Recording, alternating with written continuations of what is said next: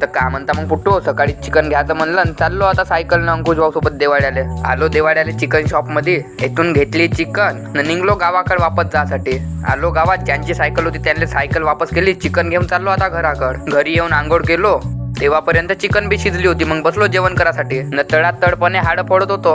जेवण झालं मला झोप लागत होती. मग झोपलो थोडा वेळ. न झोपून उठलो तर संध्याकाळच झाली होती. न बाहेर येऊन पालो तर असा आभार झाला का पुरच येते आता. घराजवळच वाढदिवस होता, चाललो मग आता वाढदिवसाले.